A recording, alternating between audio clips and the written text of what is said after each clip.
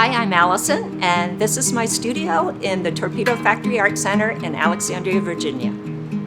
I've been making the Secor since 2010, and they continue to evolve, so I'm nowhere near done with them, nowhere near bored with them.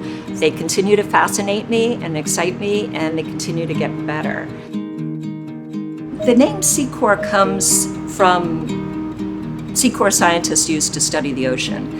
And they obviously read deep sea, and that's quite intentional, but I don't try to be literal at all. All the pieces inside are my own little mythical, magical creatures, and I use all different types of glass and all different techniques to create them. Some of them have names, or I think of them as species, even though I'm not trying to be literal.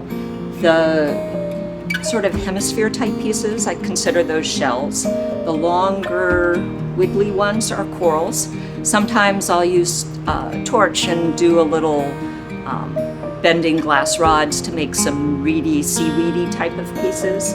Sometimes they get a little more creature-esque. I'll do little crabs and things like that. Ones that I don't know what to call, I just call exotics, and that kind of covers it. And they tend to be the very lacy ones, and sometimes they'll be very, very thin and very lacy. If they get large and keep that lacy look, well, then they're sea fans, and they have kind of a different character. The pieces that people ask about most often are the kind of spiky ones, and I call those jellies. Yesterday, a load of those spiky jelly pieces went into the kiln, so today we're going to take them out and see what they look like. They are in fiber blanket, so anytime there's fiber, it's mask time. And they are super spiky, so I'm going to wear gloves. So here's what they look like, all covered up.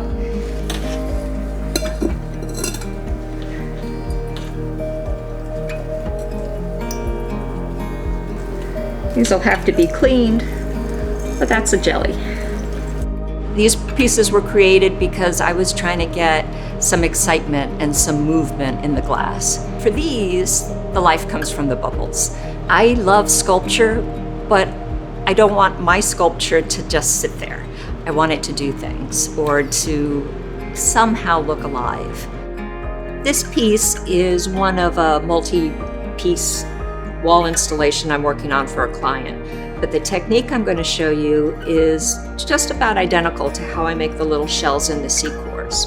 What I'm doing today is taking some glass powder and filling in some of these little holes where I want to add little islands of color and little accent colors.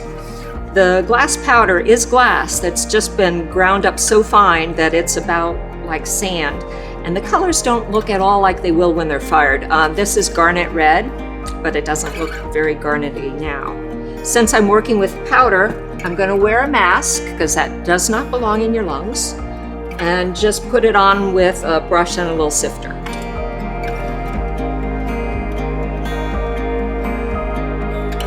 I love making them because I love working with clients. I'm generally custom building for clients.